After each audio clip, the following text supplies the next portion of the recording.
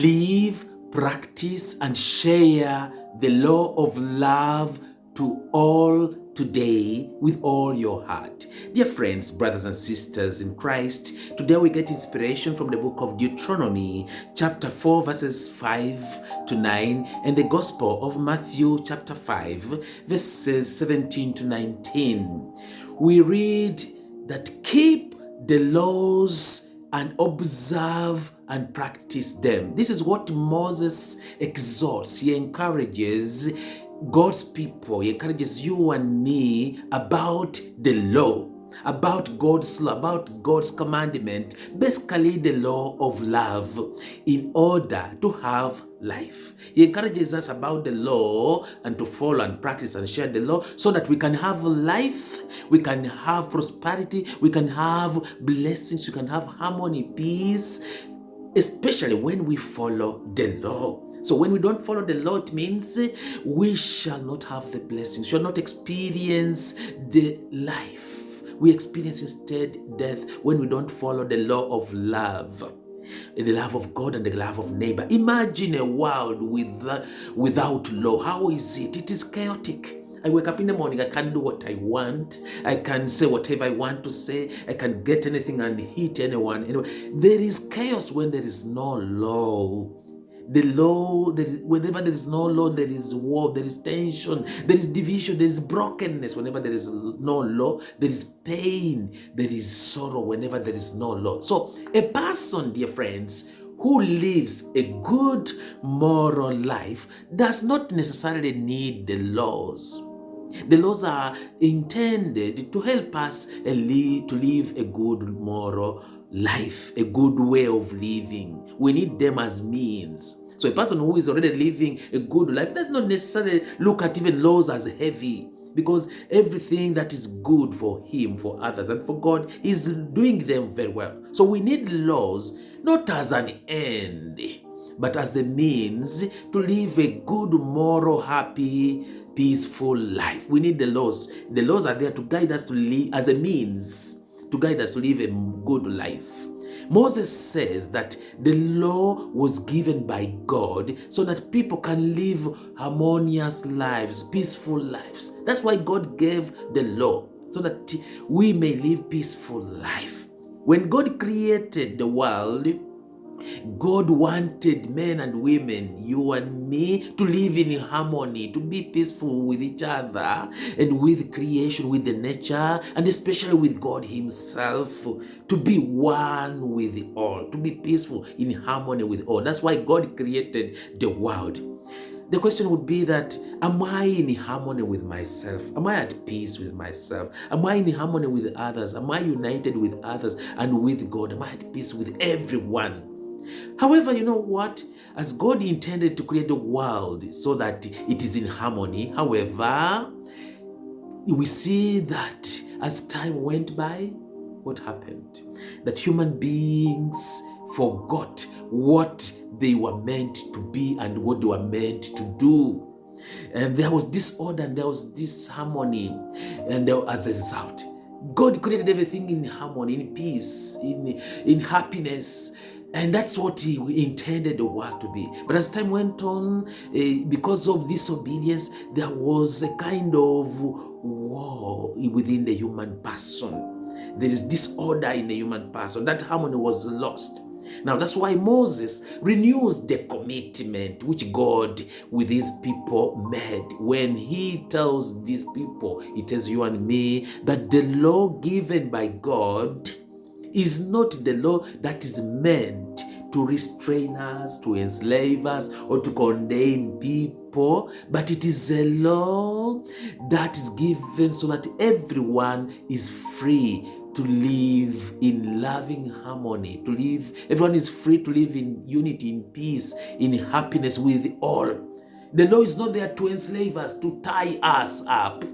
No, it is meant to make our life better, to make our life good. It's like the laws that we have in the games.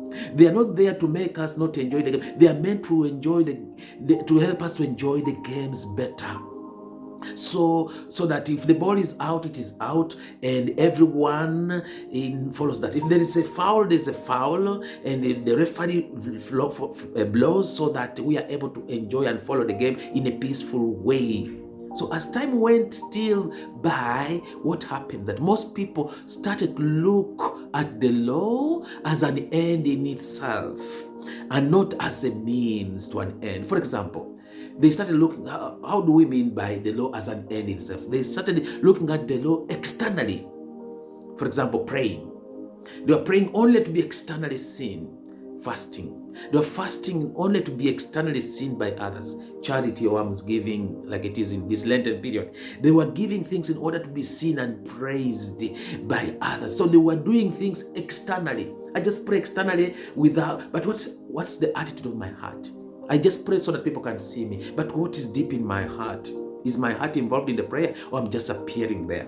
I just give alms not because it is coming from my heart, but because I want to be seen and praised by all. Is that enough? I just fast so that others can see. No. Whatever, this is how people used to do. They used to use the law as an end, not as a means. They would fast as an end, just to be seen. But where is the heart? But internally, where is my mind? Where is my heart?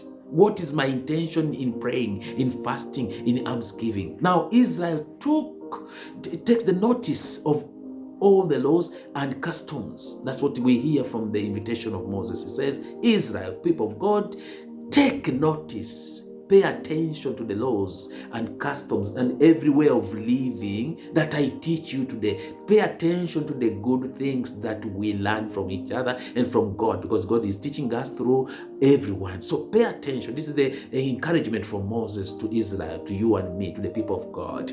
He says, pay attention to the laws, the customs, every detail, every good thing that you are learning, and observe them.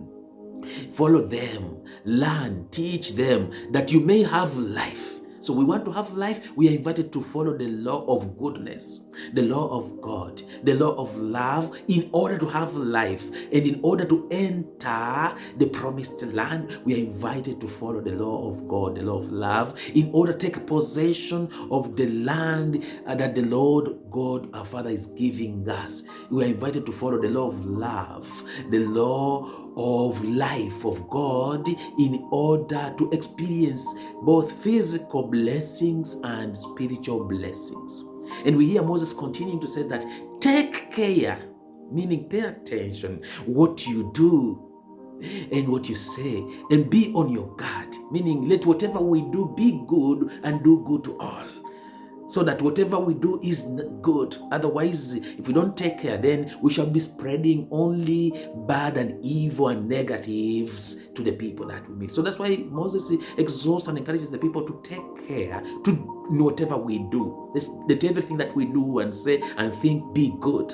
And Moses continues and says to you and me and to God's people that do not forget the things your eyes have seen, nor let them slip from your heart, and all the days of your life. Do not forget the things your eyes have seen, nor let them pass so from your heart, slip from your heart all the days of your life. Meaning every day, every moment, don't let these good things we have experienced. Dear friends, when we stop, we see many good things that have happened in our lives. Let them not pass like that, as if nothing has ever happened to our lives. Every good thing that has come in our lives, let us share it and pass it on. That's what we hear Moses saying, that tell them to your children and your children's children. Let's share goodness to others. Let the children and everyone that meets us feel the goodness and that comes from us. Because this is what remains. Let the people remember us for the good things that we were able to offer them,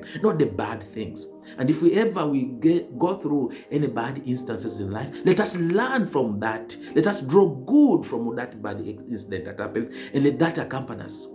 What am I remembered for as a parent, as a father, as a mother? What am I remembered for? As a teacher, what am I remembered for? As a brother and a sister, as a friend, what am I remembered for? Let everything that I have be a good remembrance for others, not a bad remembrance. And with the coming of Jesus, dear friends, we see that in the Gospel of Matthew chapter 5, verses 17 to 19, Jesus gives the reason for his coming. He says, I have not come to abolish the law given by God and to Moses so that he can reach the people. God uses instruments like Moses and you and me to reach others. So Jesus did not come to abolish, to block the law that was in the Old Testament, nor the message of the prophets, because God spoke to all of us through Moses, the law, with the law, and to other prophets. God spoke through other prophets, and today he speaks through Jesus Christ himself. So he did not come to abolish the law given to Moses and the prophets who spoke in God's name, but he has come, Jesus, to fulfill them, to make them complete. He has come to make us whole. That unity which was lost, that division of ours which was integrated, we became divided in mind, heart, and soul. Our whole body was divided. Jesus has come to bring us to fullness. Dear friends, what does it mean to fulfill the law, which Jesus says that he has come to fulfill the law, not to abolish? When Jesus says, I have come to fulfill the law, he means I have come to remove the attention that people have laid only on the observance of the external things, just to do things in order to be seen. So he has come to remove the attention that people had laid only on the observance of the external law, the mere appearance of the law, the externals, and to take it into the observance of the internal heart. Observance of the law with the mind and with the heart, with the whole person. Externals are good. Of course, whatever is internal should be expressed outside. The good in us should be expressed and shared with others. Otherwise, we shall be selfish. Otherwise, but that's not enough to just only remain on the externals, maybe even doing good for others. But what about myself? It's good that whatever good is inside should come outside. And that is, of course, true. So Jesus has come to tell us that's not only to focus only on the externals, but those externals, whatever we use outside, should lead us inside the heart, the mind, the heart, because God looks at the person's heart. To focus at the internal means to love God with all our mind and heart and soul, with our whole being. Because the heart is the core, the engine of the whole person. So Jesus has come to bring the attention not only in the externals, but to journey within us into the heart, the harmony of heart. When the heart is at peace, the whole body is at peace. When the heart is serene, peaceful, united in harmony, the whole body is united even when it may face challenges in life. So he has come to bring our whole body, mind, and soul together. That whole body which was broken in pieces because of sin, he has come to bring us together. And he has come to tell us that journey inside our heart is a journey to love our brothers and sisters with all our mind, our heart, our whole being, the way we love ourselves. So he has come to bring us, back to ourselves, back to others, and back to God. When a person does an action, dear friends, as he is convinced, and he is convinced of that action in mind and heart, when I do something and I'm convinced of it with my mind and heart, then that action will not only be efficient, but it will also be efficacious and effective. It will have its very big, positive, good impact because I have put my heart and my mind and my whole self, my whole time, my every heart into it. And God looks at the heart. So it will become more effective. But the external action done merely for the sake of action, just doing for the sake of doing, without the heart, just do to fulfill, without much involvement. I'm not even involved. My mind is in another direction. I'm just doing for the sake of doing, just passing time. This kind of action may not be efficient and efficacious and may not take long. So do I put my heart into everything that I do, into everything that I am? dear friends, it is good and more effective if we never get tired of putting our minds and hearts, of putting our whole being, ourselves, in everything that we do at home, in the family, to put my heart and soul and my whole self in everything that I do at school, in everything that I do in the hospital, at work, to put my heart in everything that I do as a caregiver, as parents, to put my heart in everything as I do as a father, as a mother, as a husband and wife, to put my heart and my mind in everything that I do as teachers, as friends. With all, I put my heart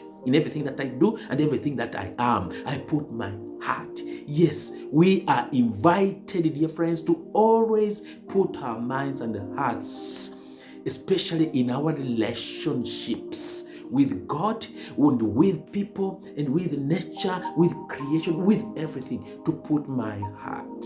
And that's when even our prayer becomes effective, because it is a prayer that is coming from the heart, and God looks at the heart, not just a simple thing of just fulfilling. And so Jesus is inviting each one of us not merely to observe the law externally, not only to observe the law externally, because that is important also, but not to make the law as an end in itself, but to make the laws as a means to reach the divine. But to use the laws and commandments as a means to reach out to others, to reach out to nature, to be in harmony and peace with ourselves, with others, and especially with God. May God bless you, dear friends, as we continue using our heart and loving everyone and doing the good we can with all our heart and minds and soul to make this world a better place. When we really love, then there's no need for the law. When we don't love, the law is there to simply guide us, to help us to be more human in all. And when we are more human, that's a good way towards becoming more divine.